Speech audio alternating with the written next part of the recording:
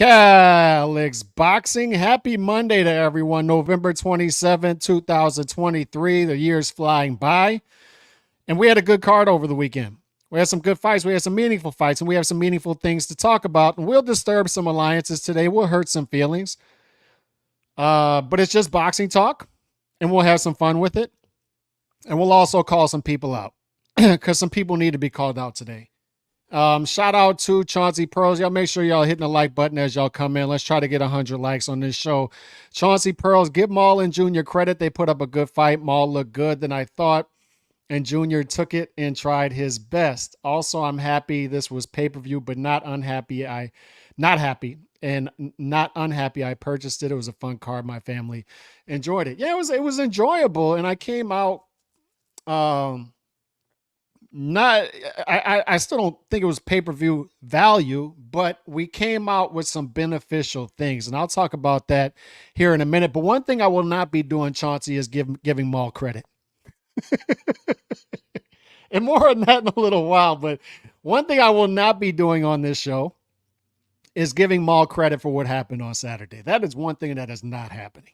And it's one thing I've been disturbed by on Saturday. This is what happened with me Saturday night as I'm watching this card, and as the card plays out, and after it, I'm texting with good-natured boxing dudes that I have met here for about a decade, right?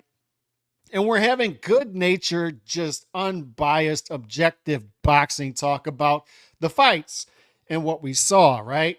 And there are some agreements, some disagreements, and it's fine, right? But then I log on to Twitter, and I log on to the YTBC and see the titles of some of the nonsense I see coming out. And I'm like, good Lord. Good Lord. Here we go again. And my wife always has a way of texting me as soon as I go live. And it's just one of those frustrating things, because I originally came to the YTBC because I had nobody to talk boxing to. So now I've met good dudes who know boxing that I could just talk boxing with, right? And Chauncey, you're one of them. We were texting back and forth. But I log on to Twitter, I log on to YouTube after, and I'm like, what is this?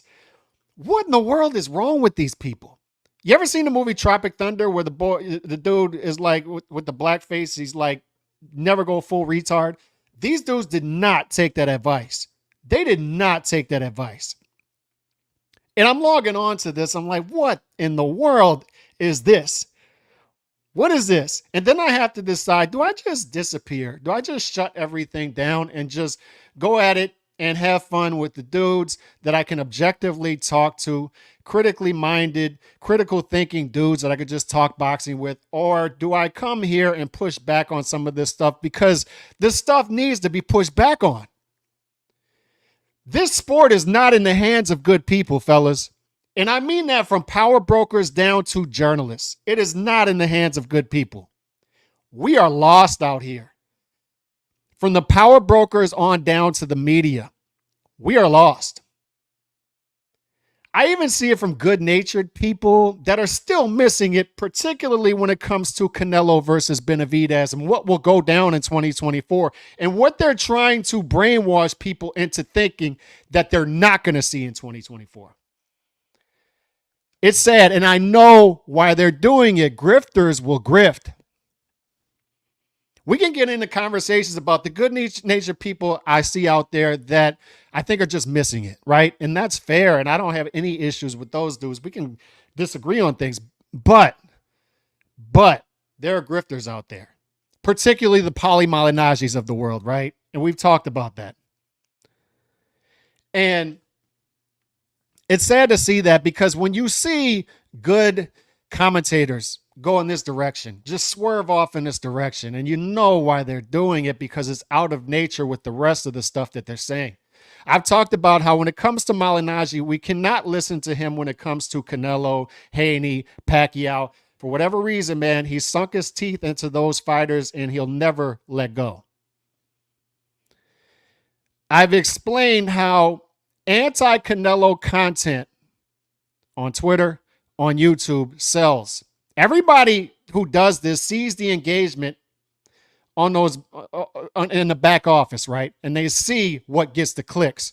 Anti Canelo content gets engagement, and they know it, and that's why they do it. And we'll talk about that on the tail end of this, because I got to talk about the card first and set that up because we saw some great performances on Saturday. Saludos. Appreciate you, Nando, for coming through. Always appreciate that and appreciate the super chat. Shout out to Surge. Shout out to Goat Mario P. I always thought Andre was not elite. He never was. Mexican Monster arrived. Shout out Chicano Prophet. Demetrio. If Calix tries to say Andre didn't quit.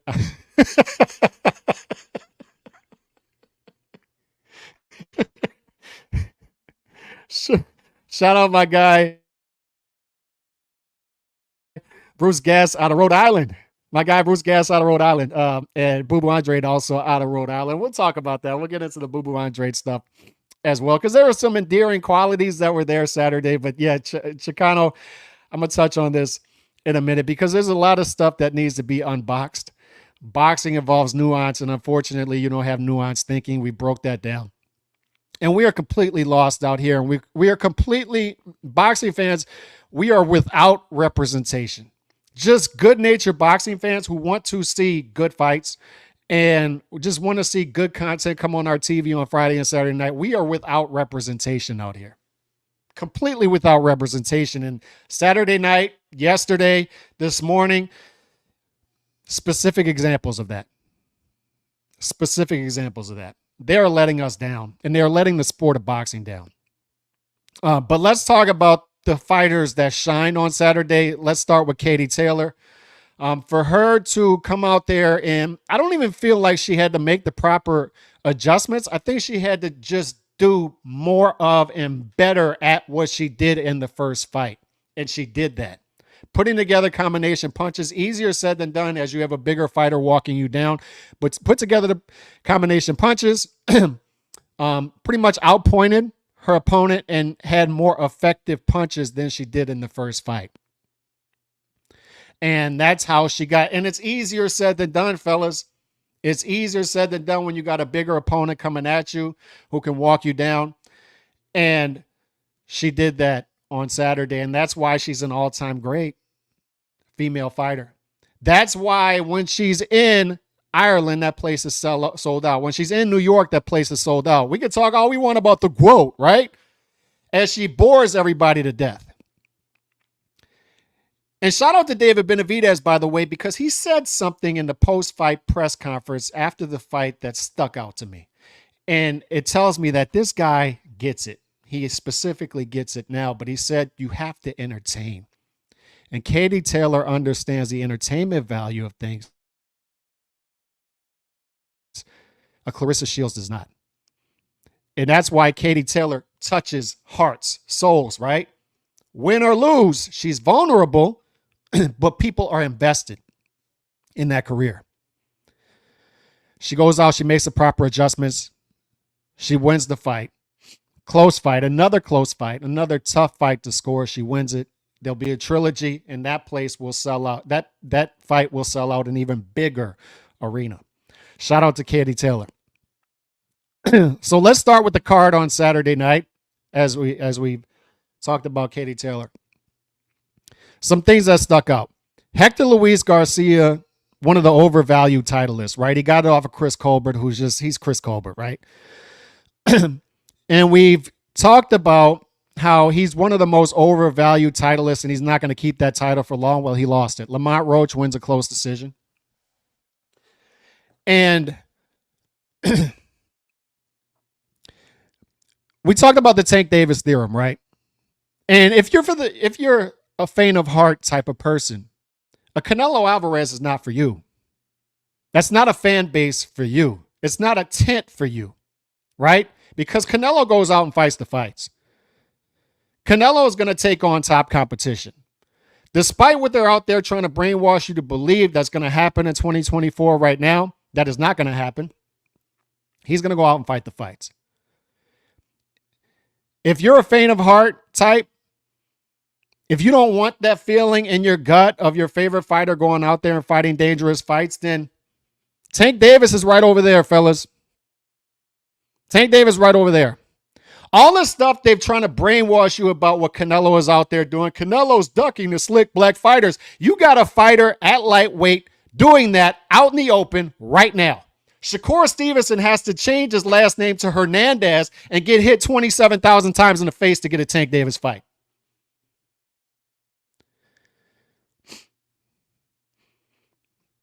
Devin Haney has to change his last name to Martinez and completely change his style to get a Tank Davis fight. You got a fighter openly doing that and getting a pass. We've been telling you for years, Jermall Charlo is not slick. Jermall Charlo is not slick. I'm watching him fight a one-legged fighter at 166.4 pounds that got knocked out by a welterweight and not knock him out and get hit in the face, and you're still calling that dude slick and saying that he shined on Saturday night. No. He did not shine. You got content creators out there. Oh, look at, he came back from mental illness and he looked good. Look at, he's shining out there. He looked good. Where is he shining? I'm confused. I'm watching Jermall Charlo fight Jose Benavidez Jr. and I see no shining. I see no slickness. I see a dude who cannot stop a blown up welterweight and he walks in at 166.4. This is the first time in my life I have seen a dude go 2.5 years without fighting. He has a belt. He's allowed to keep that belt without fighting. He comes back after 888 days at a catch weight 3 pounds above his weight class, in which he's able to keep a belt that he hasn't defended in 2.5 years, and he's able to not defend it again 3 pounds over the weight class in a 10-rounder against a blown-up welterweight, and then he misses the weight that's 3 pounds over his natural weight by over 3 pounds. And then this dude has the nerve to weigh in a second time heavier than he did the first time. And I'm saying, okay, maybe he's weight bullying, right? Maybe it's a weight bullying tactic, right? And he's going to knock him out, and then he doesn't knock him out. And these dudes are out there saying he's slick and he's shining. Jermall Charlo is shining. You know what I see? I see another overvalued, pampered, privileged champion. That's what I see. When I saw Tank Davis fight Hector Luis Garcia earlier in the year, I say it's clearly a tune-up, right? But it's a tune-up, and it shouldn't be on pay-per-view. I'm criticized for it. You're not valuing the champion. Well, he's a champion of weight class South, so I don't know what to tell you. And then I'm trying to tell you he's an overvalued champion. He gets it off of Chris Colbert. He's not going to keep it for long. And guess what? He doesn't even keep it throughout the calendar year. He loses to Lamont Roach. So I say this is the Tank Davis theorem. If Tank Davis beats a fighter, just assume that win is not going to age well. Just assume it's going to age like spoiled milk. It's the Tank Davis theorem. It's part of it, right? Don't campaign in a single weight class. You become a chameleon, right? Somebody calls you out at 130, 140. No, I'm a 135 pounder. 135. No, I'll fight a catch weight against a 140 pounder. Say you don't care about belts while marketing yourself as a 3-division champion. Don't fight the titleist. Wait for it to be emailed to you. It's the Tank Davis theorem. But the other part of the Tank Davis theorem is what? His wins don't age well. Rolly Romero, Isaac Cruz, Matteo Barrios. Matteo Barrios got a win against Ugas. That's one. That's okay, right? It's okay. But there were other champions there that are better than Matteo Barrios that he didn't fight. It's the Tank Davis theorem. And it's why we picked Lamont Roach to beat Hector Luis Garcia. It's why we bet on the upset to happen, because you can see it from coming from a mile away. Raleigh's eventually going to get knocked out by somebody. He can only play this game for so long. Raleigh's one of these short bus dudes, and it's embarrassing. It's embarrassing. Everything they're trying to tell you that is happening with Canelo is actually happening with Tank. Just assume they're talking about Tank. And this was the Tank Davis theorem playing out on Saturday night. Is this shocking to you? Hector Luis Garcia lost his belt. Is this shocking? Of course he lost it. Of course. Mal Charlo. And I know Chauncey wants me to give Mal Charlo credit, but I'm watching Mal Charlo on Saturday, and I already told you the lead up to this. Not fighting for 2.5 years, keeping your belt, having a catch weight of 163, 10-rounder, and not having to defend your belt and being able to keep it. Not even fighting in your weight class, fighting in a catch weight, and fighting a guy who is a natural welterweight, who has been knocked out by a welterweight, and not being able to knock him out. Yes, look, I give Jose Benavidez Jr. credit for showing heart, but what else does he have going on? What else is he going to do? He's got to fight, right? Who else is he going to fight? To where people would care about Jose Benavidez Jr. Let's call this what it is, fellas. This was a sparring session. And this is one of the many things dudes are missing about Saturday night out here when it comes to content creators, when it comes to big-time journalists. The big-time journalists are even missing this, and they're even trying to sell you on this. They're fattening Charlo up. They're trying to get him rounds against a dude with heart and a chin, but can't crack an egg. They're getting him rounds eventually to lose to somebody else at 168. That's what's happening here. Or maybe even possibly go back down to 160 if they're trying to keep him that belt, right? But this is what happens. This has been the running theme, is they're insulating dudes. The O is everything. And they're going to sell everybody the O. This is the next great champion. Look at this dude. Mayweather is one of one. He's one of one.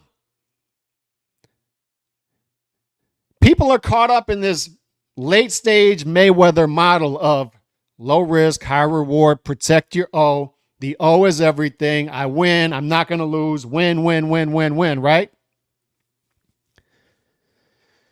But Mayweather's one of one. Perfectly polarized the market, marketing genius, and a special fighter that these dudes cannot emulate. They cannot emulate it. And they're being insulated. And they're not sharpening their swords. And we're being sold a false bag of goods. Spence loses.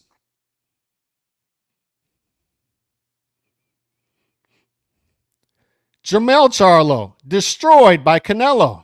And he's one of the dudes that they were saying would give Canelo problems.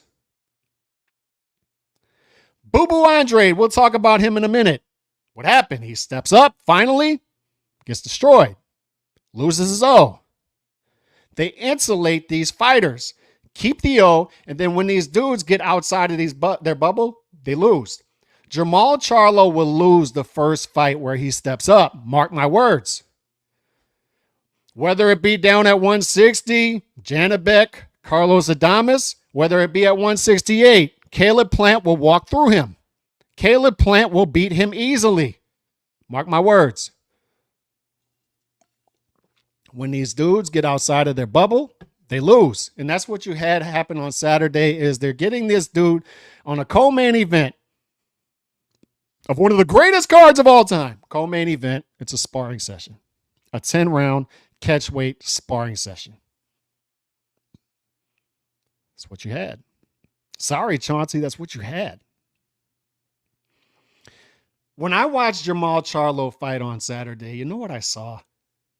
I saw another one of these anti-Canelo narratives just fall. We talked about it earlier, and we talked about it. Canelo won't fight slick black fighters, and we're all just sitting here like, where? Which ones? Which one do you want him to fight? Jermall? Jermall slick. Jermall. The Charlos are slick. Are you sure? You sure that's what you want to go with? And I watched this dude get offered a fight by Canelo in 2019, turn it down. No, we're above that price. And then go dormant for 2.5 years and then come back in a catchweight fight and miss the weight by over 3 pounds and not even be able to stop a dude that Bud Crawford stopped at 147. And I'm saying, this is the dude? This is y'all's guy? Him.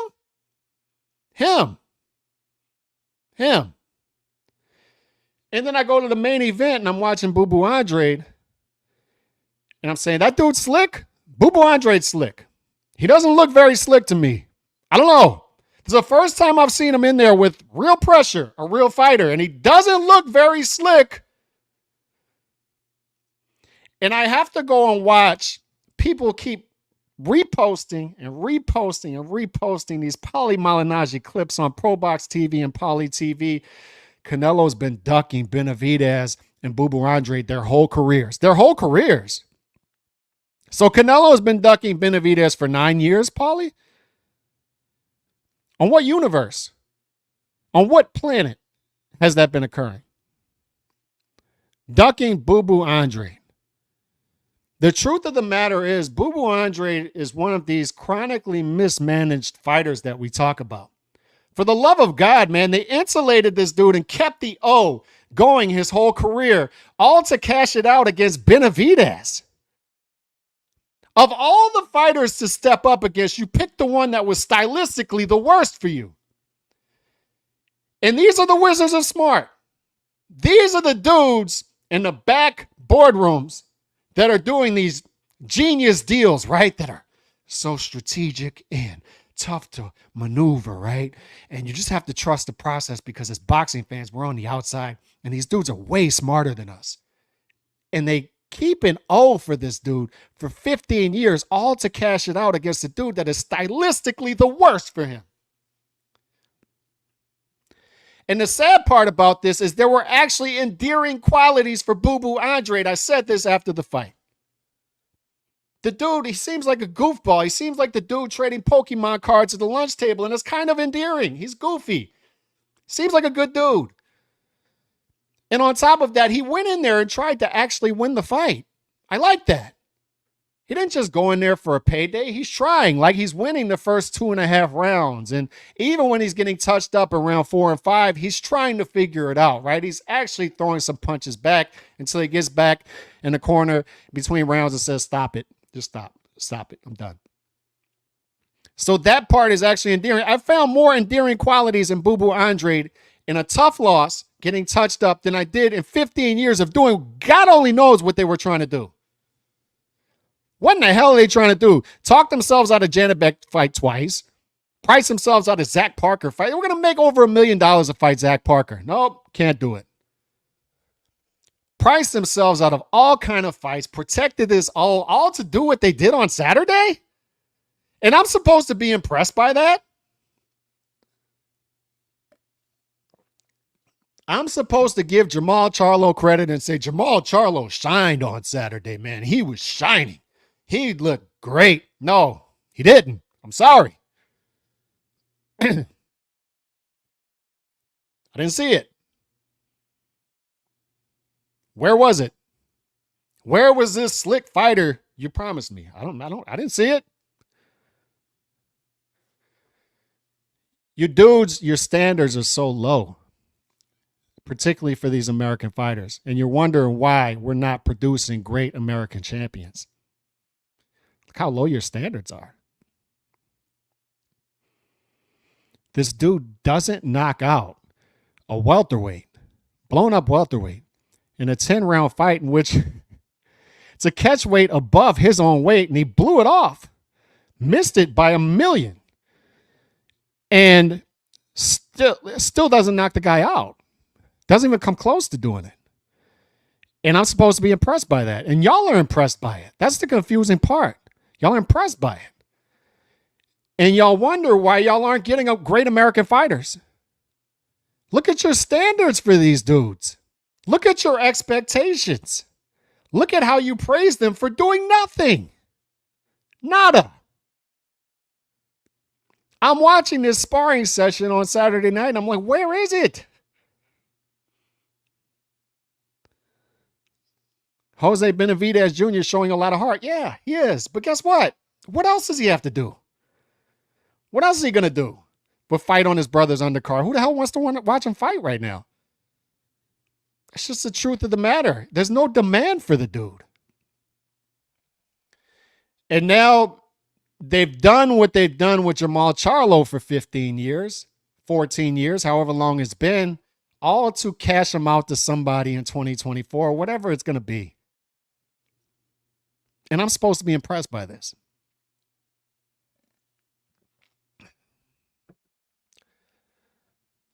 So we take it to the main event after watching this sparring session. And I'm sure people are tuning in to and are going to click on this video to see me move the goalposts on Benavidez, right? It's not going to happen. It's not going to happen. What I saw leading up to this fight, during the fight, after the fight, was a dude who is starting to get it. A dude who's maturing. A dude is realizing that, and I think he's listening to the likes of real, objective, measured boxing fans who are telling him, dude, it's there for you. It is there for you. You're an exciting fighter. You're marketable. He's walking up there with his beautiful wife, his kid, smile. He looks the part, right? He looks menacing, but he also looks engaging, marketable. It's all there. And we're just saying, dude, we just need this Mexican monster that they've been telling us exists. We need to see that dude show up. We need to see him show up. We need to see that against a real opponent in a big spot. We need to see you mow somebody down and look the part. Says bet. All right, bet. What's he do? He walks in there with Boo Boo Andre. And despite what I think about Boo Boo Andre, and Boo Boo Andre, once again, he's an example of a dude who has been chronically mismanaged, who has listened to the wrong people, and just an unintelligent business model through 15 years.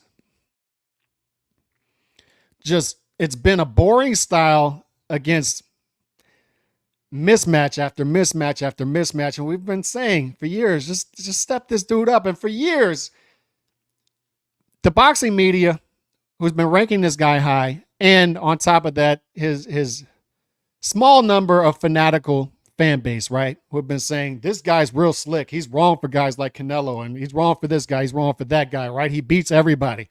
We're saying we need to see it. There are opportunities here for him to fight this guy, this guy, this guy, this guy, and he's not taking them. He's tough to work with. He's pricing himself out. Then he finally steps up, and he's another one of these growing number of American boxers who are listening to the wrong people, not fighting enough, not fighting the right opposition, not doing the right things, not looking long-term, sacrificing long-term for short-term, and then they step up, and they look like trash cans. But despite what I say about Boo Boo Andre, this was still a great performance by Benavidez, and I'm not going to take that away from him. I'm not going to take that away from him. When it comes to Benavidez in this fight, and I'm watching it, right? And it's not surprising that Boo Boo Andre has his moments in the first two rounds. I had Andre winning the first two rounds. Third round was competitive. I edged it to Benavidez. And then towards the end of the third round, though, you can see it coming. You can see it coming. The same thing with Matias. Oh, by the way, Matias, I forgot to talk about him. Matias, what he did to Ergashev. And I bet Ergashev plus 680, just a little money I was willing to throw away. Hopefully it cashes and he catches Matias coming in. It just didn't happen. And Ergashev just said, I ain't dealing with this dude. I'm done. I'm done. I'm out. I'm out. And I'm watching Matias fight, and I see a guy who just broke Lomachenko's little record in modern boxing of 4 straight corner stoppages. And I see another fighter say, no mas, I'm not doing this anymore. Fifth straight time. And when that happens a fifth straight time, you say, that dude's a problem. He is a menace. That dude is a problem. And when I watch Matias fight, he's one of those fighters, and it's baffling. I say, how is this dude not marketed better? They're hiding this dude on undercards. They're not marketing this dude correctly because a dude is getting this many stoppages in a row. He's mowing guys down. He's fighting with this type of style. Everybody needs to know who this dude is. I don't care. He doesn't know how to speak English, any of that stuff. This dude is that dude. He's entertainment value, but he's also talented. I can see him beating anybody at 140, and I would pick him against anybody at 140 not named Teofimo Lopez. I'm not picking against Teofimo Lopez again. I'm just not doing it. I'm not making that mistake a third time. So I'll pick Teofimo against him, but everybody else, I think Matias runs through him. There's some tough fights for him there. It'd be a tough battle, but I would pick him against everybody not named Teofimo. And I'm watching Matias fight. I'm like, good Lord. This dude's just walking through shots like the Terminator, just eating them. Those were tough shots Ergachev was hitting him with, and then he's just walking through them and smiling, and then he just mows them down. Bet. All right. Just punch after punch after punch after punch. And I'm like, good Lord, this dude can punch. He's got thudding shots, and he's just stopping dudes. Dudes are just saying, I don't want any more. No, I'm done. I'm done. That's a tough fighter.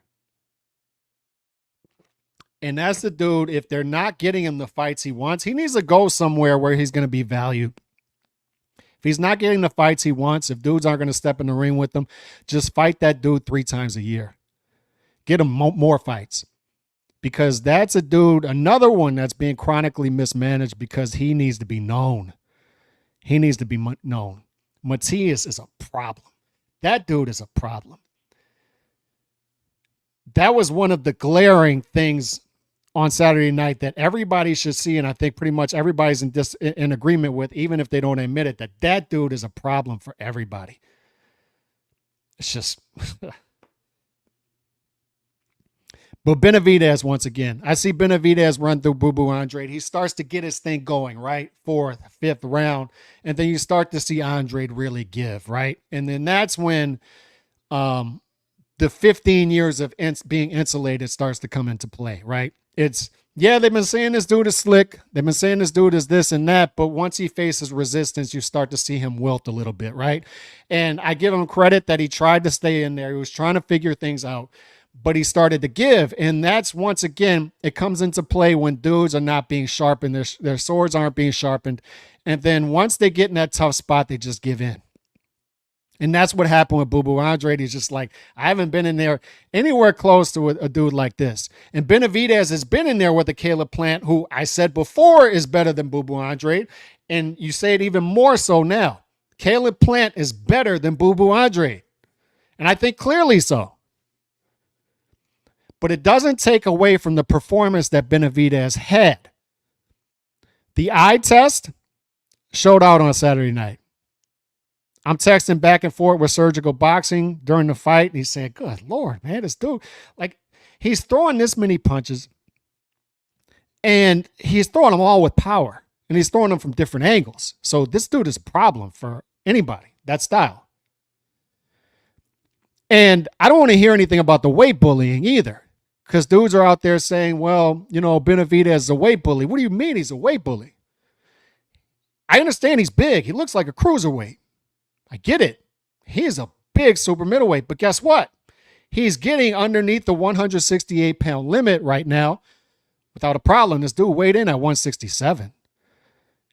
And the wild card was, how long can he do that? Well, he got it down to 167, and he looked fresh. He looked fine. Performed fine. Had a lot of stamina.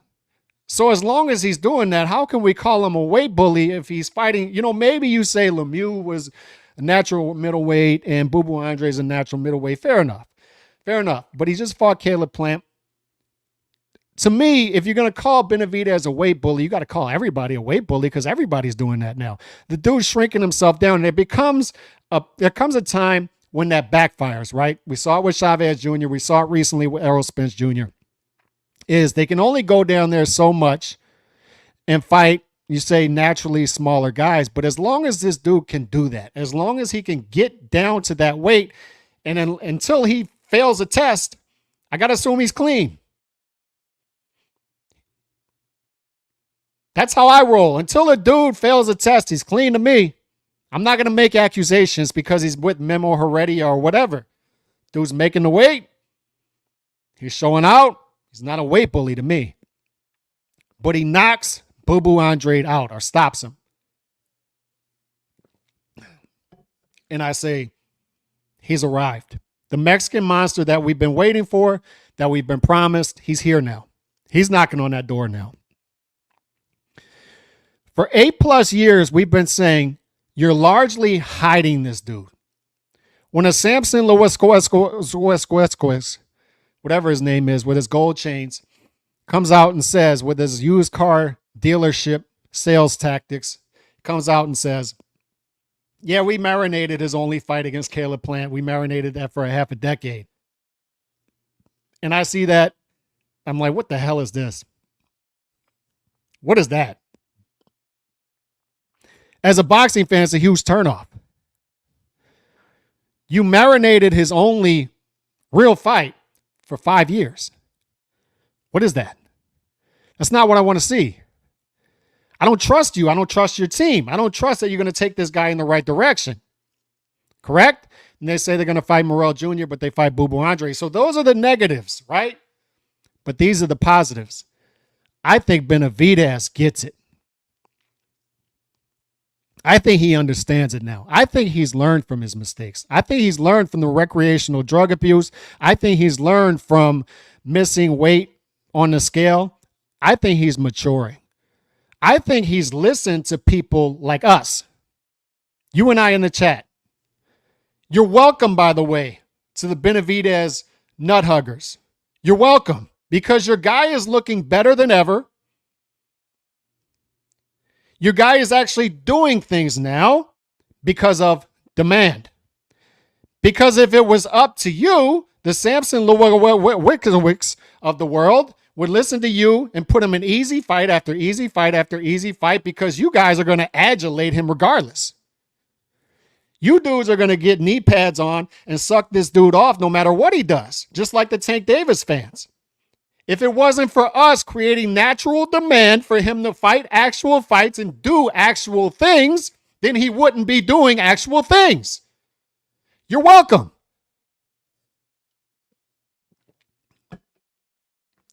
But he's doing it now. And I think what people are used to is goalpost moving. I think people are so used to seeing the Paulie Malignaggi's of the world come out after every Canelo fight and say, yeah, he won the fight, but he needs to be doing this, and he should have been doing that, and he's been ducking this guy with the fast talk and the goalpost moving and never looking up at the scoreboard. They're used to that. They're used to that type of content. So they probably come on this channel thinking that we're Canelo fans regardless. And we've explained to them why we're Canelo fans. And we've explained to them why we leave the door open to become fans of anyone. And if Benavidez starts on this trajectory here, we will be fans of Benavidez. And if Tank Davis starts fighting the fights, why not? We're going to be Tank Davis fans. No goalpost moving here.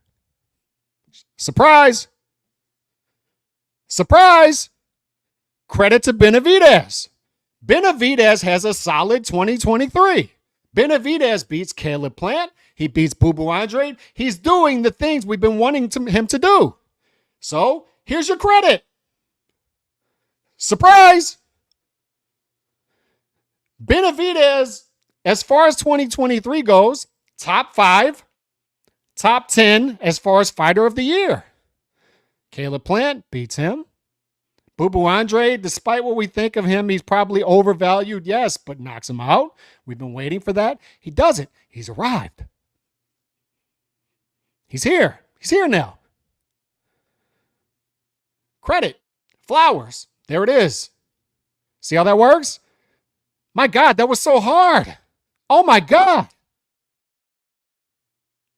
Credit. That's how that works. We said it over and over. We're already there for Canelo versus Benavidez. We're explaining to you the PBC model and why they're doing what they're doing. 3-fight deal. Benavidez is the third fight on that deal. How many times have we said that? So we're purple in the face.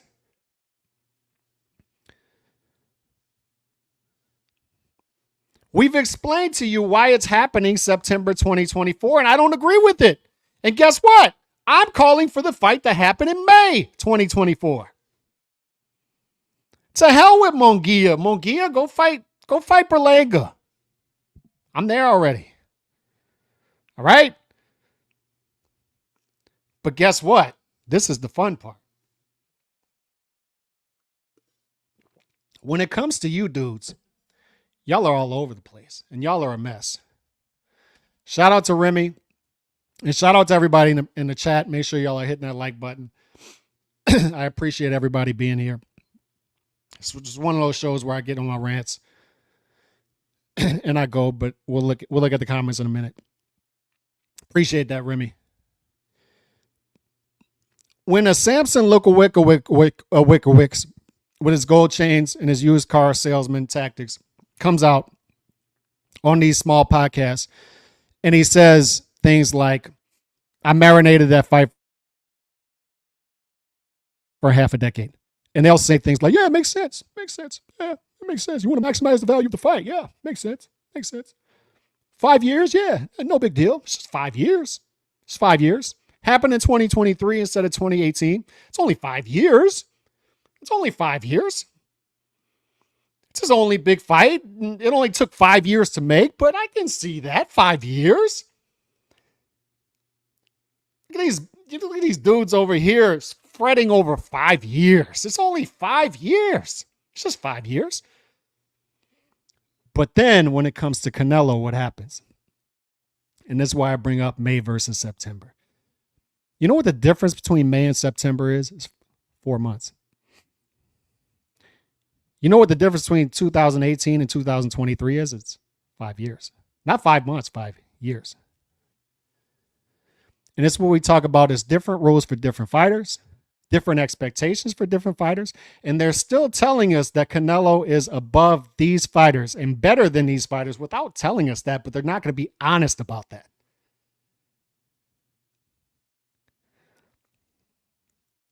Ask these dudes about 2024. And more on this in a minute, because I have a challenge for these dudes. I have a challenge for them. The Paulie Malignaggi's, all these dudes out there, I have a challenge for them. And it involves money, because there's two things that I have, and this isn't to brag. I bring it up for a reason. I have common sense. I have money. And when it comes to these content creators, they're all over the place. And they're the main ones that will look down on everybody else.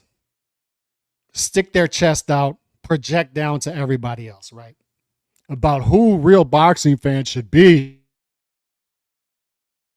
And we're doing this for the betterment of boxing. And you guys are just, oh my God, you Canelo nut huggers. Oh my God, how do those ginger pubes taste? Listen to me.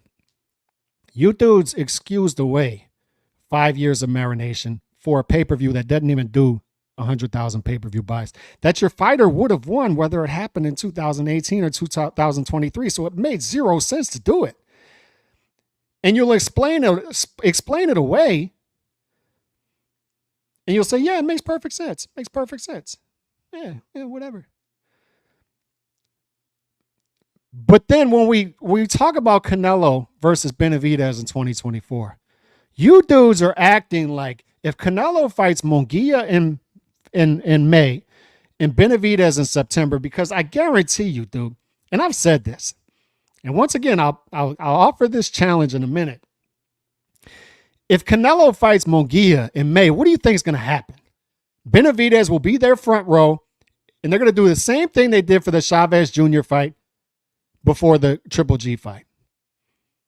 They're going to sell the Triple G fight right after the Chavez Jr. fight happens. And you're going to start to hear about Mexican Independence Day weekend, Canelo versus Benavidez is signed. That's how that's going to play out. But these dudes are out here acting like it's a mortal sin. It's a cardinal sin, a mortal sin. if Canelo doesn't fight Benavidez in May and he fights him in September instead. And I'm saying, wait a second. Wait a second. You just said it's okay to marinate Benavidez versus Plant for 5 years. But it's not okay over here to marinate Canelo versus Benavidez for 4 months. See how I keep it consistent? I'm not okay with either. I'm there now. Give me the fight in May. Give it to me in May. But this is the different standards they have for these fighters. Why weren't you calling this out? Why weren't you calling out when Samson came out and said, I marinated this fight for 5 years so it could make sense? Why don't you say, but it doesn't make sense? It didn't do 100,000 pay-per-view buys. You didn't maximize the value of it. You actually, in reality, devalued your fighter in the process because this dude should have been a star, Canelo or not. I'm watching Benavidez fight Saturday night, and you know what I saw? I said it. This dude is walking out with his beautiful wife on his arm. I'm saying this dude looks like $1 million.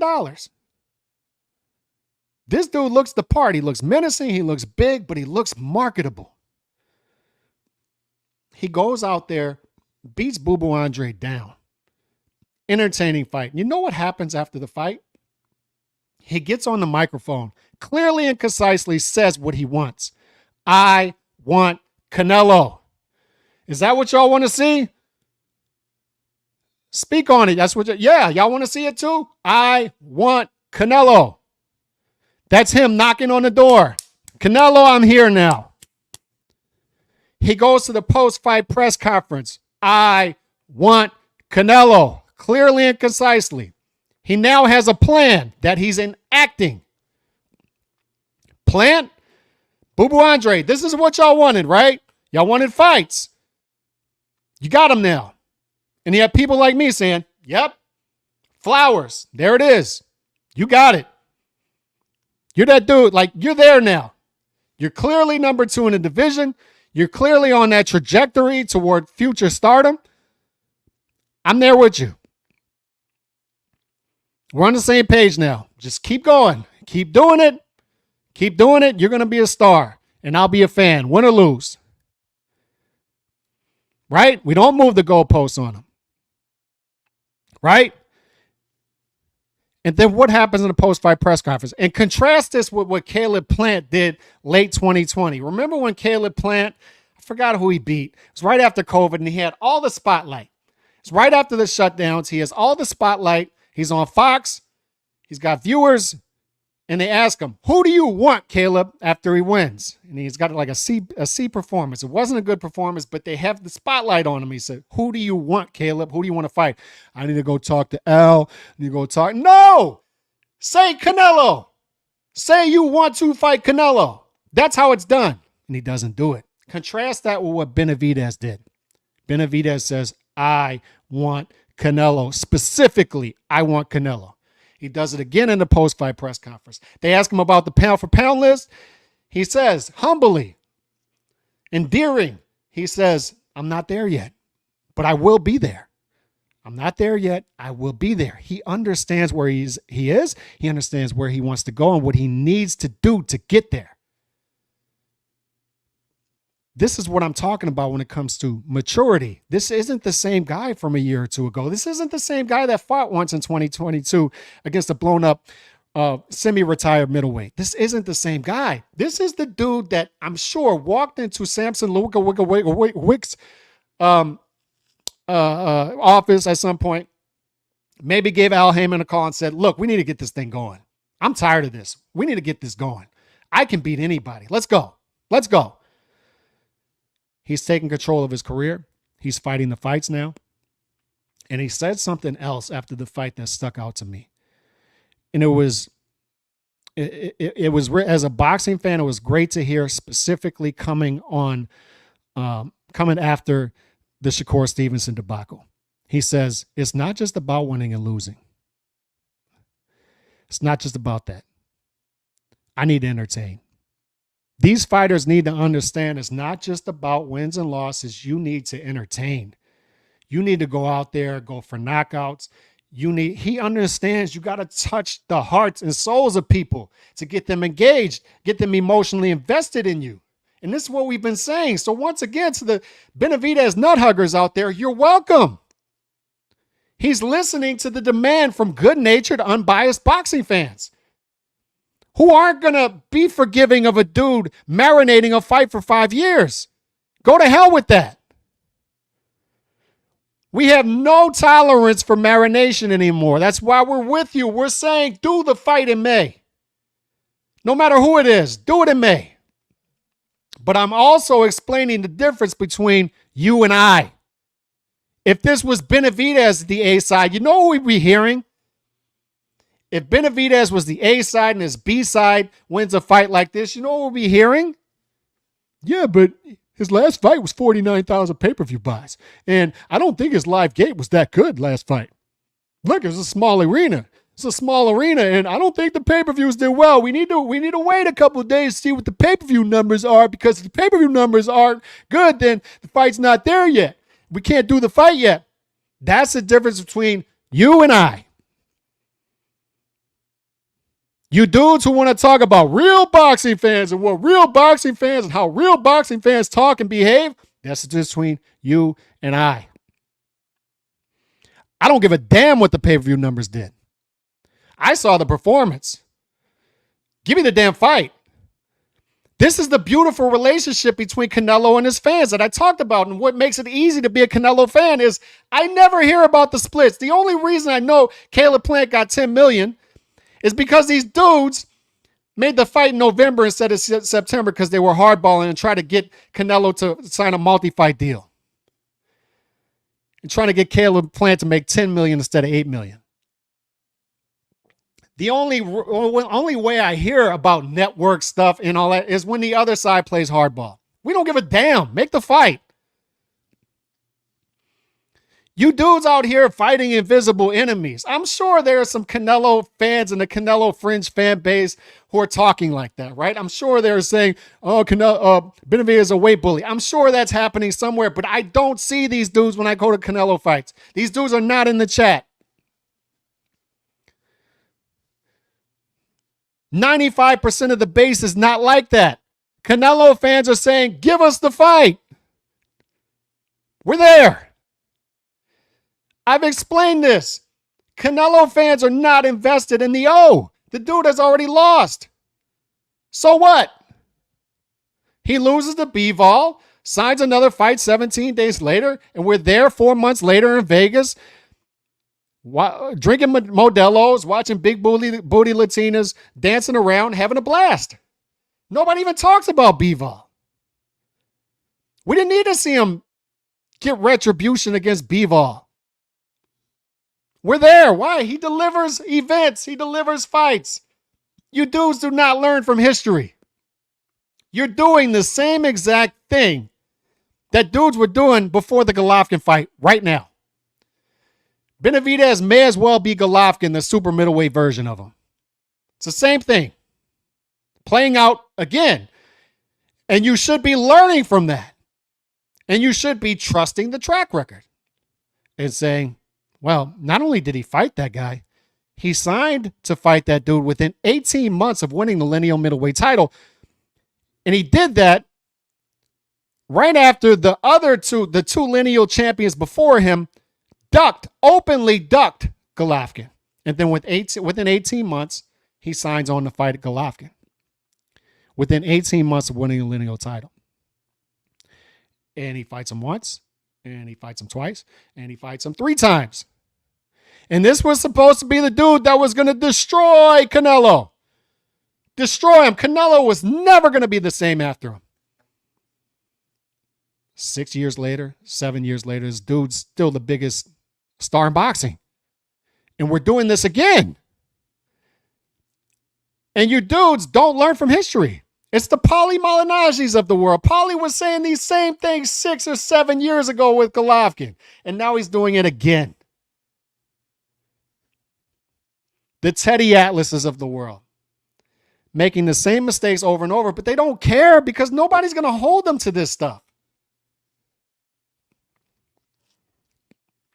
It's frustrating to watch. The dude is going to fight Benavidez in 2024. You're going to get your fight, and you're going to get it on your time. That's the best part. I've explained the business side of this to you. I've told you when they signed a 3-fight deal, Benavidez is the third fight.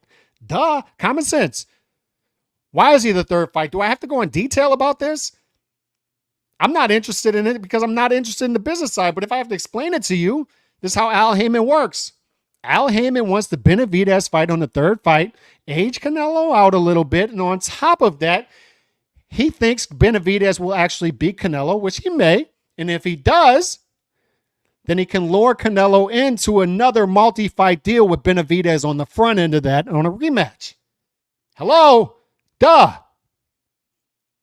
Why is this also interesting for Canelo? Why would he like this timeline as well? Because Canelo, despite what these dudes are telling you, much like played out with Golovkin, Canelo also believes in himself. It's not in his DNA to see Benavidez fight against Boo Boo Andre, especially what Canelo thinks of Boo Boo Andre. Canelo has already told Boo Boo Andre to his face what he thinks about him. As a fighter, you're not good. Your fights aren't good. Your fights are garbage. Get the F out of here. He's already told Boo Boo what he thinks about him. It's not in Canelo's DNA to watch Benavidez versus Boo Boo and say, oh my God, I cannot do this fight. Oh my God, honey, batten down the hatches. We cannot do this fight. We cannot fight the Mexican monster. That's not how this works. It's not in Canelo's DNA. I'm sorry to break it to you. As much as the Paulie Malignaggi, Teddy Atlases of the world, the guys on Pro Box TV, as much as they want you to believe this stuff, it's not in Canelo's DNA to believe that he's going to lose to anybody. When Canelo says, I will beat Bivol in a rematch, he believes it. We don't. He does. It's not in his DNA to stop short of a big fight and say, nope, not this one. Not this one. Do these dudes really believe in 2024 that Canelo is not going to fight Benavidez? Is that what they really believe? Well, guess what? I have a little challenge for you. What's up, Cali X? I can't wait for the day Canelo disintegrates the Mistral monster. The hype of old Mistral destroying unproven doo-doo. And this is the thing about style, too, that I want to point out real quick before I offer this challenge to these content creators, because they need to be held accountable. And I want to see if they really believe what they say. But this needs to be said, too, is people will see Benavidez do this, and it's recency bias, right? And they're going to see Benavidez do this, and they're going to say, oh, my God, he's going to destroy Canelo. He's going to destroy everybody. And we've been around long enough. We've said this to know that nobody's unbeatable. And Benavidez is definitely not unbeatable, as great as he looked. But when I watch Benavidez fight, he's there, right? He's in front. And Canelo likes to fight that style. He likes to fight against fighters who fight that style. He likes to fight against taller fighters, bigger frames. He loves that. And on top of that, he likes to fight dudes who fight in the high guard. Benavidez fights in that high guard as he's coming forward. He kind of blinds himself. He's not trying to counter inside of trades. So, in other words, if Canelo's going to be able to throw 3, 4, 5 punch combinations against Benavidez. They're going to be there. And then when Canelo takes that break, that's when Benavidez goes on offense. But Benavidez is not capable of that Bivol style to where he's able to land counter shots on Canelo while Canelo is throwing combination punches. Benavidez is not capable of that. So that's why I say this is an intriguing style matchup and why I love this matchup. And I can't wait till it happens, because it will happen in 2024. And it's old lion versus new lion. We have a face of boxing that boxing should love. He's giving us the fights. Look, man, I don't need to see Bud Crawford fight Boots, but it would be nice, right? I'd rather that fight than an Errol Spence rematch, but whatever. But it's good to see the old lion try to keep his crown and the young lion come around and say, knock, knock, I'm here. I'm here now. You can't avoid me. I'm here. You got to fight me. Or else give up your crown. And that's what we have with Canelo versus Benavidez. We now have a clear number 2. We have a mandatory coming up. And the fight has to be fought. And it will be fought. But let's pretend for a second that it doesn't. Just to engage the anti-Canelo crowd. Let's pretend it doesn't for a minute. What do they really think is going to happen? They think that Canelo's not going to fight this fight in 2024. And they think that the Canelo fan base is going to be forgiving of that. But what we're trying to tell them is, and this is why I know there's a disconnect and why they don't understand the Canelo fan base relationship. And I've talked about this. Canelo built this fan base. The media did not. He inherited like this fan base, right? Mexican Americans, Mexican national fan base. And it's a beautiful fan base, right? Golden boy type aura to him. So he inherited that fan base. But guess who else inherited that fan base? Chavez Jr. Guess who lost that fan base? Chavez Jr. And how did Chavez Jr. lose that fan base? By behaving like a dude that they did not fall in love with. They're like, I'm out. Peace out. No, I'm out of here. I'm not here for this. And I've explained how only Canelo, since Canelo built this fan base, nobody else can separate Canelo from this fan base. And losses cannot separate Canelo from this fan base. He lost to Bivol. No baton was passed. We're still here. Happier than ever. Why? He's giving us the fights. Canelo starts to detach himself from this fan base by not fighting the fights. It's what they don't understand. If he starts to become a dude that doesn't fight those fights, the aura comes away, it falls, and we start to go away. We start to attach ourselves to somebody else. It's why the Pacquiao fan base stuck there despite losses. Chocolatito fan base. It's the old school vibe. Dudes just fighting fights, going in the opposite direction of the new way of going. Protect the O. Stay insulated. Canelo has not done that. I only have to learn once. I also believe these dummies back in 2017, whenever it was, that Canelo was not going to fight Golovkin. I started believing these dummies. Never again. Never again will I follow them. Never again will I listen to a Paulie Malignaggi talking point when it comes to Canelo and say, yeah, that dude just hit it. He got it right there because he's wrong. Canelo will fight Benavidez in 2024. Because if he doesn't, guess what happens? That fan base that has been there starts to detach. We're not even concerned about this. The fight's happening in 2024. We already know it. We trust the track record. We trust that he's going to give us the fight that's in demand. We already know it. We're already there. But these dudes want you to believe that Canelo is not going to fight this fight. And then the fan base is going to be forgiving of it. They're going to go after the Canelo fan base. They're going to go after Canelo. It's not going to happen.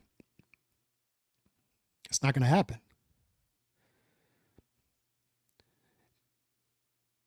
This thing has to happen one way or another. The recycling process has to happen. So Canelo fights Benavidez. Let's say it happens September 2024. Either the young lion gets him and the baton is passed and then we could have a rematch, whatever, or Canelo wins. And this is the beautiful part about it is I've talked about this. I love this point in a fighter's career. When they're aging a little bit, it's like Michael Jordan. He has to learn the 15-foot fadeaway jumper. He can't just blow by guys anymore. I love to see these dudes try to deviate their styles, fight younger fighters, fight fresher fighters, and try to figure it out later in their career and win legacy-defining fights. And that's what we have here. We have another legacy-defining fight. And I think it really scares the anti-Canelo base that if he fights this fight and beats Benavidez, the discussions start to get even more interesting. It's why the Andre Wards of the world, like Andre Ward, it's a trigger. Whenever Canelo's name comes up, Andre Ward he just sees red, right? Because he knows how close this dude is. He's not secure with his legacy. He knows with Andre Ward, there's a lot of revisionist history when it comes to his legacy, right? And we've been over that. So his crown, so to speak, at super middleweight is easily touched. And Canelo's there. And if Canelo beats Benavidez, there's no more discussion. Now we're talking about the greatest super middleweight of all time on top of all the other accolades. And Canelo knows that. Canelo understands legacy, and it's another reason Canelo's going to fight that fight. I see dudes out there. It's not just the content creators. It's not just the boxing fans with YouTube channels. I see dudes over there at Pro Box TV. I see dudes at CompuBox saying things like, I don't see, Canelo, that Benavidez fight. I don't know if Benavidez can get the fight looking that good. Canelo doesn't look at it that way. Canelo's at a race. I saw his Instagram channel. He's at a race during the Benavidez fight somewhere across the world. They're going to show him the highlights of the fight. He may watch it and he's going to be like, all right, bet. Let's do the fight. Canelo's in danger now. He's going to be so scared. What in the track record shows you that Canelo's going to stop short of fighting David Benavidez, give up his belt, give up all his aura at super middleweight and say, nope, we're going to go take easier fights for the rest of our career. It's not going to happen. It's not going to happen. So for the anti-Canelo content creators out there, YouTube, Twitter, you can send them this. Put up money. Put up some money. There's two things I have: common sense, money. I can trust the track record. I trust not to follow you dudes anymore because you've been wrong on Canelo and refuse to look up at the scoreboard. You've been wrong on Canelo content for years and years and years, and I know why you're doing it, and I'm calling you out on it personally now. I know why you're doing it. I know it drives up engagement. I know you need the clicks. I don't need it. I'm sitting here at 42. I can do boxing videos in the middle of the day and not even worry about super chats and AdSense money. Why? Because my money's out there making money for me. I don't need it. I know you dudes do. How do I know that? Because you're putting out crap content for engagement. And I'm going to call you on it. And this is what I'm telling you. Put up money. $100 plus. You want to put up $1,000. You want to put up $5,000. All comers. Canelo will fight Benavidez in 2024. Let's put up money on it. We can do paperwork. We can do whatever you want to do. People know I'm good for this money. You want it or not? Let's see if you really believe what you're saying. You can hit me up on Twitter. You can hit me up here on YouTube. Put up money. Let's see it.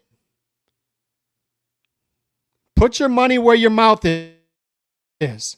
If Canelo doesn't fight Benavidez in 2024, I'll give you money, whatever you agree to. If Canelo does fight Benavidez in 2024, you got to give me money. Name the price. Name it. Let's go. Send this to your favorite anti-Canelo content creator. Send it to him. The same dudes who were pushing this nonsense before the Golovkin fight. The same dudes who were out there saying he wouldn't fight Erislandy Lara or Austin Trout or Floyd Mayweather or whatever. Send it to him. Tell him Calix over here on YouTube, over there on Twitter or X or whatever Elon's calling it, is offering up money, is offering you a reward. If Canelo does not fight Benavidez in 2024, name the price. I'll give it to you, but you got to bet the same the other way around. If Canelo does fight Benavidez in 2024, you got to give me that money. Let's go. No baby money either. I want to see $5, $10. I'm willing to put $50 on it. No, I don't care about your $50. Put real money up. Let's go. Let's do it. You believe what you say, right? You're out there telling people that despite Canelo's track record with all the belts and the lineal title at 168, he's going to see Benavidez and stop on it in his tracks in 2024 and say, nope, can't fight this fight. Can't do it, can't fight this fight. Cannot do it. You expect me to believe that. So let's see it. Put some money up. Let's do it. I want to see if you really believe this. Or are you just doing this for engagement? Are you just doing this for clicks? Let's go. Let's do it. Let's see it. Let's see it. Put money up. Let's go. I want to see it. I want to see if you really believe this. Do you really believe Canelo watches this performance on Saturday after telling Boo Boo Andre to his face, you suck, you're trash, get the F out of here? Benavidez walks through him and then Canelo says, I can't fight this guy. Honey, I can't do it. I cannot fight this guy. I got to give up the belt. I got to detach myself from my base, my fan base, because I just can't fight this guy. Everybody else, yeah, but I can't fight this guy. I can't do it. Can't do it. I'm going to go fight two other guys in 2024. I can't fight this guy. You expect me to believe that? You expect me to believe that?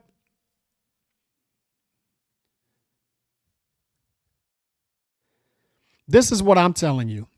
Canelo versus Benavidez will happen in 2024. It will happen in 2024. For the millionth time, Canelo versus Benavidez will happen in 2024, and we should all be happy about that.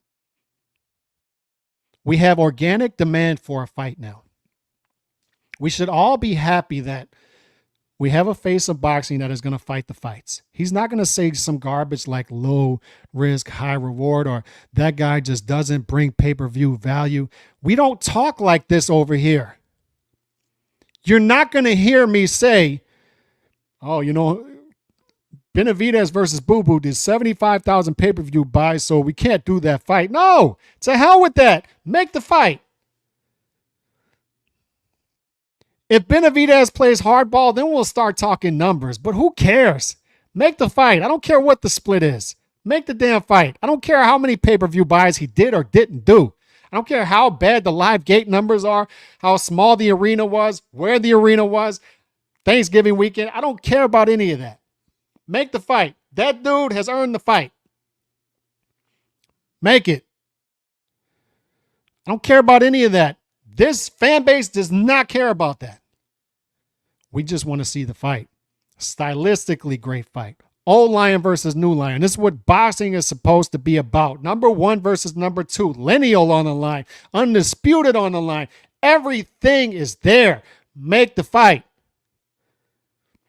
You're not going to hear us talk like the Tank Davis fan base. What Devin Haney did. Those dudes are doing algorithms. They're doing long division, trigonometry, multiplication that doesn't make any sense, addition. We're not out here doing math problems.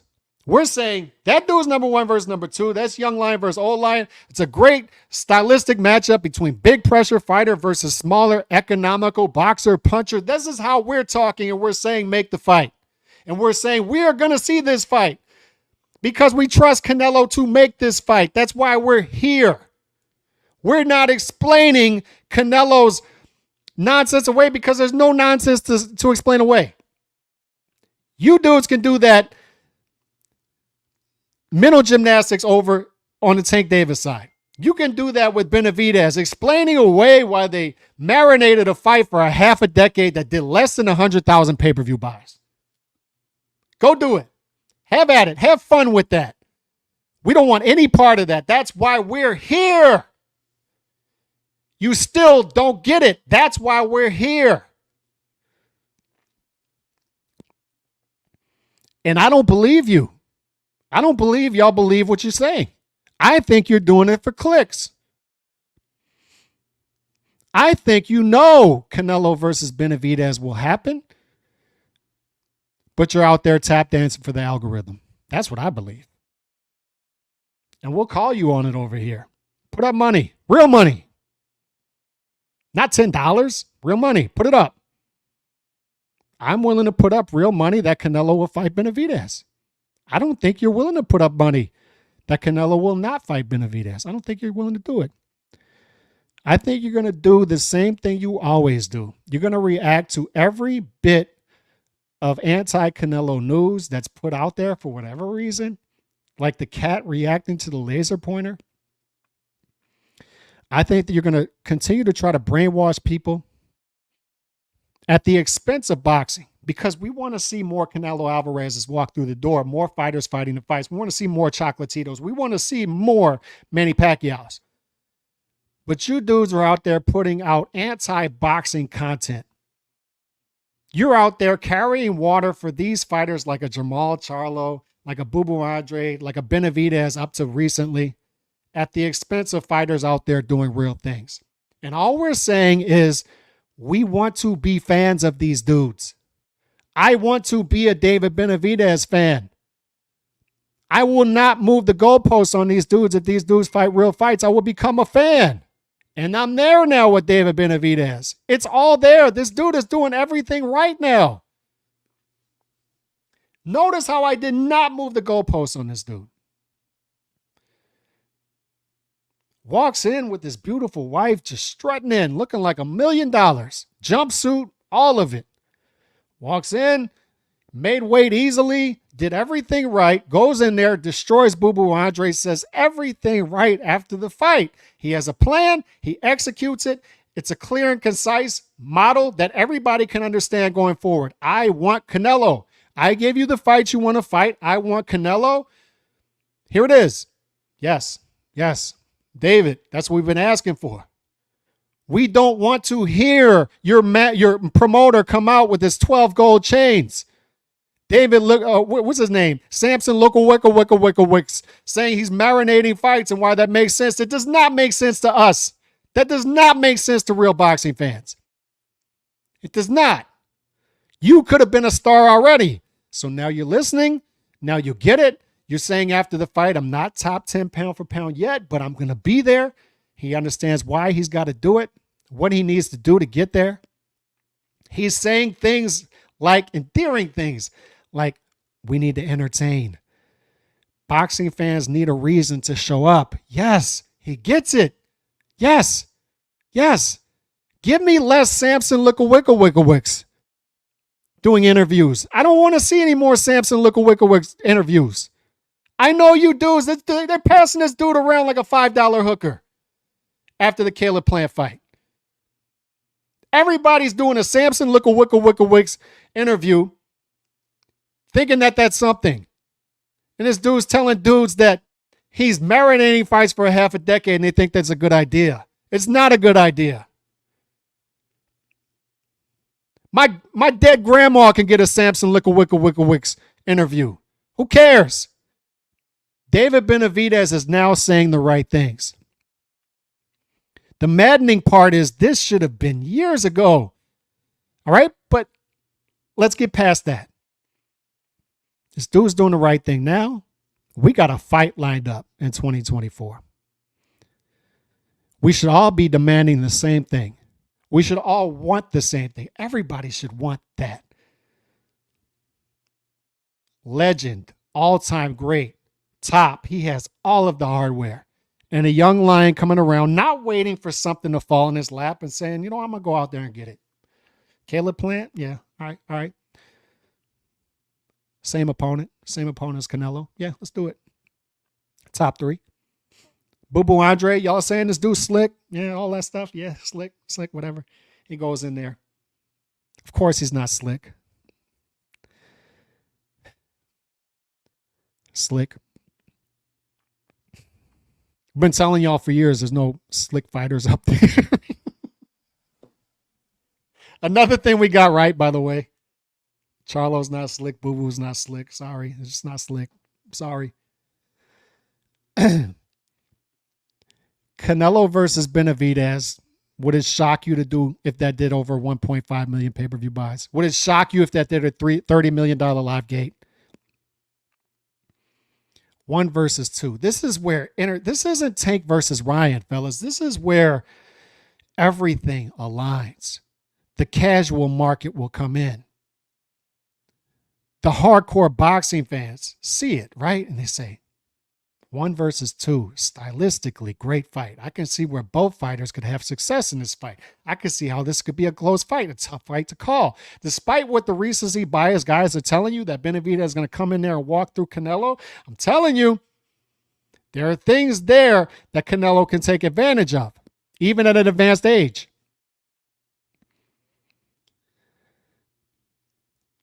All of that going for it. All of that going for it. On top of that, the money.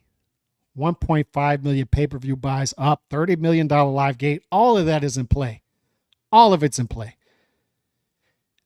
And these dudes think with all the demand there that Canelo's going to say, no, can't do it. Can't do it. That Canelo, instead of, look, man, it's better to get a title beat out of you than to surrender it. And that's the engaging part about Canelo. And once again, what makes this relationship easy is we don't care if he loses. We don't care. We don't fear losses over here. That's why we're here. You want that queasy, estrogen-filled stuff? Go follow Tank Davis's career. Go listen to Leonard Ellerby. Go listen to Samson Wicks if you want that estrogen-filled stuff. It's not why we're here. We don't have weak stomachs. If we did, we wouldn't be here. We want the fights. We want to see vulnerable fighters fight tough fights. We don't care if they lose as long as they fight the fights. That's the point. I was telling a dude this about Benavidez Saturday night. It's like, dude, I don't care if he loses. If he goes up to 175, he could lose. I don't care. As long as he fights the fight, I'm there. That's all I need to see. I need to see vulnerable fighters who are talented enough to try to attempt to do great things, and it's believable that they could do them, but they're also vulnerable and they're entertaining, and Benavidez has all of that. That's the promise behind David Benavidez.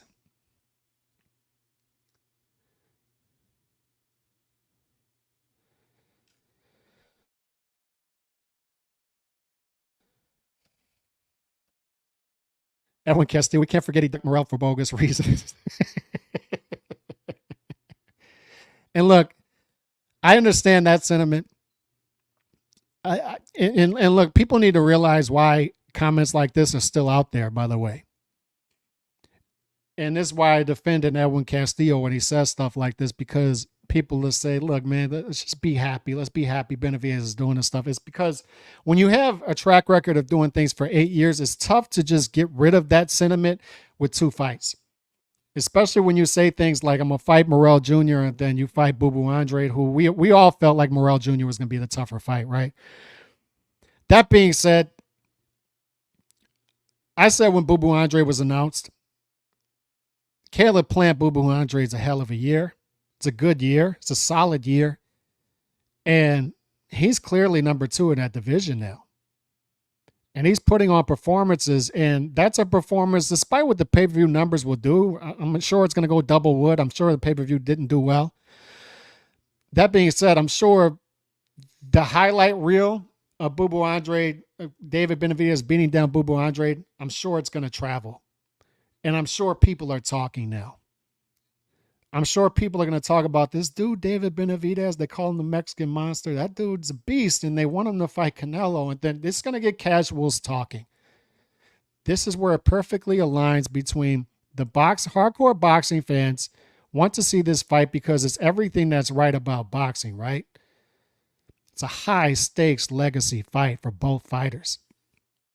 If Canelo beats David Benavidez, fellas, he's the greatest super middleweight of all time. They're not going to want to hear that. Andre Ward's, if you send that to Andre Ward, he's going to see red. His head's going to explode. He's going to have an aneurysm. These dudes don't want to hear that Canelo is an all-time great. I talked about this after the Charlo fight. They're telling me, well, Canelo only threw 20-something punches per round. When Mayweather was doing that, y'all were calling him Willie Pep. Look at how he can win fights every round throwing 20-something punches around. When Canelo does it, he's flat-footed. These dudes always move the goalposts, and that's what comes along with being the face of boxing, right? I'm not over here complaining for Canelo Alvarez. That dude's got $50 million to deal with that per fight.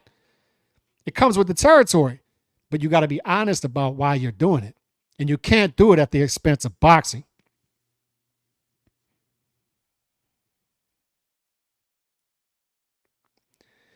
If Canelo beats Benavidez, whew,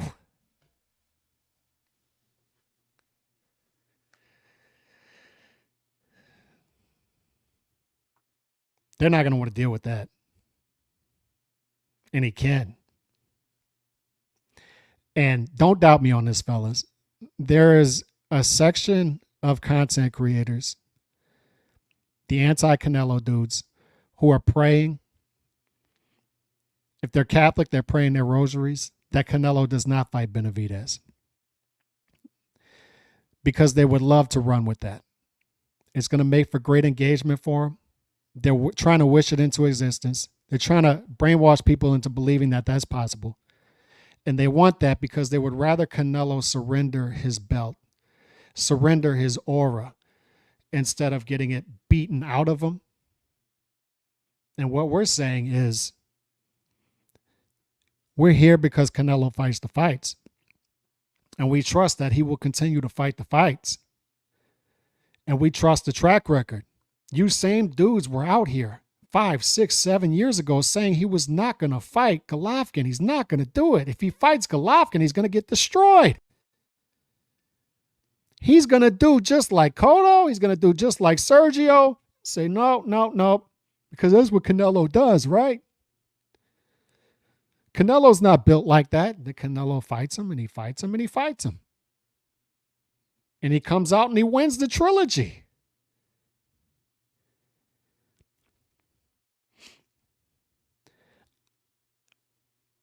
A lot of these dudes are dumb enough to believe the stuff they're saying, but I don't think some of these dudes, they seem like they're intelligent. The Paulie Malinagis of the world, they can't believe the stuff they're saying. I don't believe it. I don't believe believe the stuff they're saying. Nobody ever goes back and shows the Malignaggi content, the content that these content creators were putting out years ago, when they were saying stuff like Canelo's not going to translate to super middleweight. Super middleweight's up there with lateral movement, the Caleb Plants of the world, Billy Joe Saunders. You know, there'll be too much for him. He doesn't do well with that style. Remember when Caleb Plant and Billy Joe Saunders were invited to the cookout? They were slick. You know, they were only white on the outside, right? Then Canelo beats him. That's a weak run. That's a weak run for Undisputed at 168. Billy Joe, it's Billy Ho. Caleb Plant, it's just Caleb Plant. He's just one-handed. The goalposts always move. You're never going to make those dudes. Nobody's ever going to look back at their content and see how wrong they were. They're not used to pushback. They're not used to channels just coming out here and saying, look, you've been wrong about this. Like, why don't y'all ever look at the scoreboard to see how wrong y'all have been on Canelo? People just don't want to do that because they don't want to be called Hitler or David Duke or stuff like that. And that's why I say we don't have proper representation in the boxing world because of that. You have major publications now putting Tank Davis on top 10 lists just because they don't want to hear it anymore. They don't want to be called Hitler. They don't want to be told that they have tiki torches at their studios. And they just give in. And then we're left with no representation. You got dudes being kicked out the BWAA because of this stuff, because of the content they put out. And they're called racist.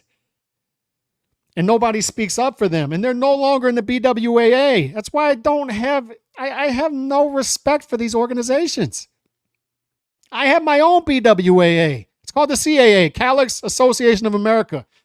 It's a panel of one sitting right here in my son's bedroom doing a podcast.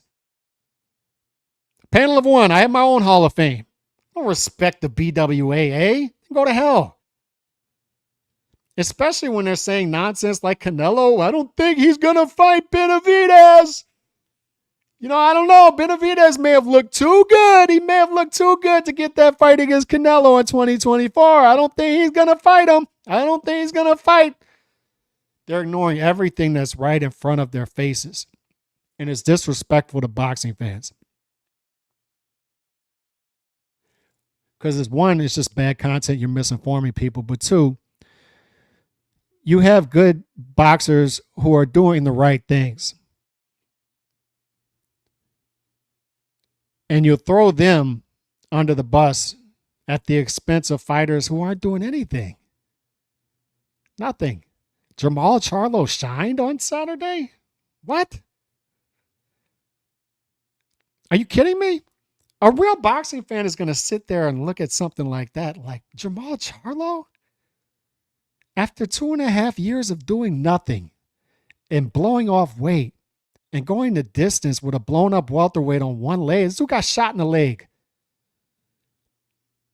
He actually lost some rounds. He looked great. Excuse me? It is sad that non-paid dude, just regular boxing fans, feel the need to come on here and fill that void. I should be able to just sit back and say, all right, this dude's giving me good content. That dude's giving me content. All right, I got dudes that'll just call it straight, right? But you feel the need to come out here and fill that void because these dudes are just, they suck. They're lacking out here. The boxing media is atrocious. The only dudes who call it straight out there are getting kicked out the BWAA. Or saying, to hell with the BWAA, take your membership, whatever. Just take it. Take it. They're saying what Jamal Charlo was saying to the WBC. Just take it. I don't care anyway. Just take it. As a non-paid boxing fan, you feel the need to come out here and try to put out good level-headed content because you're not getting it anywhere. All we're saying is this dude's fought the fights. Right? And we want to see more of that. So maybe we should reward that behavior. Maybe we should give that dude the benefit of the doubt. Instead of being out here caping for the dude where his promoter is out there with 27 gold chains, Samson Wickwicks, and saying, we marinated a fight for a half decade and, it had to be done. It had to be done. What do you mean? No follow-up question? It had to be done? Huh? What do you mean it had to be done? How about, why didn't you just do the fight in 2018? He would have won then. And we would have been off and running. And you wouldn't have to have people like me saying, when's this dude going to fight somebody? This dude should have been a star by now. He should have been had the Canelo fight in 2021 if he'd have made weight. But that's in the past. Benavidez, I think he gets it. I think he needs to stop listening to the people around him, take control of his career, and I think he's starting to do that. He's saying all the right things. This is a marketable fighter. And if he continues with this trajectory, fellas, if he continues with that trajectory, he is as sure, I say the same thing with Tim Tszyu, as sure as the sun coming up tomorrow morning, Benavidez will be a star. It's believable now. We've talked about how the fans control the baton being passed, not the fighters. It's not up to Canelo to pick a fighter and say, I'm handing it to you. It's not how that works. Oscar, the baton was handed to Mayweather and Pacquiao. Why? Because they had Hall of Fame careers before they fought Oscar. Bivol did not. And that's why when Bivol beats Canelo, nobody's talking about him. We're worried about what Canelo's doing next, not Bivol.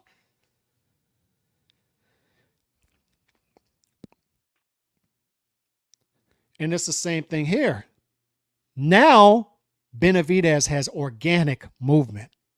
Now people are talking about Benavidez organically. Now it's a threat. Now it's the Mexican monster is really knocking on that door and saying, Canelo, come out. It's time. Let's go. Let's go. Hell or high water. We're going to do this one of two ways. Either I beat you down and take your titles, all of your hardware, all 4 belts, and the ring, or you give those belts up. It's going to happen one of the two ways. And that's what we want to see. We want to see a real threat. We don't want to see belts fall and lapse. We don't want to see belts emailed to fighters. We don't want to see Boots and Stanionis and Virgil take step aside money while Errol and Bud don't fight each other. That's not what we want to see. We don't want to see Tank say, Devin, you don't bring anything to the table. We don't want to see Devin say, oh, Shakur, you're only worth 5% now. We don't want to hear that stuff. I don't care what the pay-per-view numbers do for Benavidez. What I care about is he ran through Boo Boo Andre, so I want to fight. Let's get this fight. Let's do this. Now we got something. Now we're cooking with hot grease. That's how that works. That's how real boxing fans should behave, right? I'm told all the time, real boxing fans shouldn't be talking like that. Let's talk like real boxing fans then. Real boxing fans should be saying, we don't want fights marinated for 5 years. So be it. Now you're caught up on 4 months. Why didn't he do it in May? Why we got to do it in September? I don't know. Why didn't we do the Plant vs. Benavidez fight in 2018? Why not? 5 years is a whole lot, hell of a lot longer than 4 months, right? According to my math. Some of us are staying consistent here. Some of us are not. I told you if Benavidez does X and Y, we will not move the goalposts. We're not moving the goalposts. We're here. We got ourselves something now. We got ourselves Benavidez knocking on that door in Canelo. He's going to answer it. And we're going to have ourselves a good old-fashioned Mexican national versus Mexican American standoff. And we're going to have ourselves a blitz of a fight. We're going to have ourselves a young lion go out there and try to throw 80 punches per round and beat the titles out of the legend. And then we're going to have the legend say, I'm answering that door. Let's go. Let's do it. That's what we're going to have. We're not going to have, well, you know, we need to talk about the split. We need to talk about the glove size. And we need to talk about where we're going to do this fight and then what the temperature is going to be. No, we don't have time for that. We're not built like that over here. Canelo's going to answer that door, and we're going to have ourselves a fight. And Paulie Malignaggi and the Lice are going to have to eat their words. I'm sure they don't care. They've been doing it for years, right? They've been wrong on Canelo for years. What's another one? But we're going to make them eat their words, and we're going to challenge them again. Once again, you don't think Canelo's going to fight Benavidez? Put your money where your mouth is. Not $5, not $10, 100, 1,000, whatever you want to do. Put some money up. Because I'm confident Canelo answers that door. We're going to have the old legend against the young lion trying to get superstardom, the young lion trying to throw 80 punches per round and beat the titles out of the legend, beat him out of the sport, and try to become a star in the process. That's what we're going to have, and that's the beauty of boxing, fellas. And we should not be shying away from that. We are not like the Tank Davis fan base. We are not like them. We are not like the content creators who hear stuff like, we had to marinate the fight for a half a decade. Hey, that makes sense. We are not like them. Let them do that over there. Let them do that nonsense.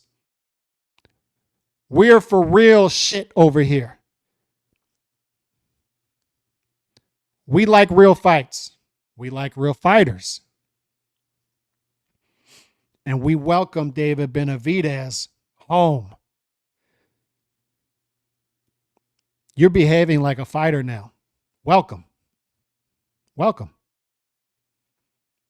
I have no reason to move the goalposts on you. Tank Davis goes ahead and fights 2 or 3 real fighters, big name fighters, top fighters. Welcome. Welcome aboard. Like the prodigal son. Welcome. Welcome back. Welcome. This is what you got in the sport for, right? See who's the best, beat dudes up. Welcome. The prodigal son story. Welcome back. That's what that is. I don't care where you come from. I don't care what you look like. You're entertaining. You fight the fights. You want to do great things. You got room from here with me and my chat. You're good with us. I don't care what your political stance is. I don't care about any of that. You fight the fights. You're entertaining doing it. That's what was exciting about Saturday night. You see Matias beat down a guy for the 5th time in a row, making dudes just quit. Like, no, I don't want to do it anymore. No. You saw the good and the bad of the sport. You saw Jamal Charlo in the bad this weekend. You saw the bad of content creators actually praising this dude and his performance and what he did over the weekend after blowing off weight. You saw Boo Boo Andre protect his oath for 15 years just to do what he did on Saturday night. But then you had the good. You got Katie Taylor doing what she did earlier in the day, making the adjustments. You had Matias doing what he did. The sad part is we're like, these dudes are marketable. Why have you been hiding them? But the good is these dudes, despite the poor management, despite the low standards from their alleged fans that are not doing them any good, they're still showing themselves despite all of that. Despite the bad yes men around them, they're still growing out of that concrete. They're still growing in the cracks of that sidewalk. Not weeds, flowers just growing. And you're saying, Matias, Benavidez, whoa. We got a possible Puerto Rican star here with Matias. We got a possible Mexican monster blooming right here that can be a star, that can be a Canelo type figure. And he's American. This is beautiful. Despite the yes men around them, despite the environment that has been put around them to thwart their career and thwart the beauty of these fighters, that they like to beat dudes up and they're marketable and they say the right things. They got terrible people around them wearing 27 gold chains saying, we got to marinate these fights. No. And once again, to the Benavidez superfans, you're welcome, because it's our demand that is creating this. It is our demand that is creating Benavidez fighting the real fights now. Because if he listened to you guys, he would stay insulated in that bubble forever. He would never create organic movement towards a Canelo versus Benavidez fight. And now we've got high demand for that fight, and we've got ourselves a real-life super fight. Beautiful. I'm here for it. But once again, that offer is out there. You don't think this fight's going to happen in 2024? Put some real money up. If not, just shut the hell up.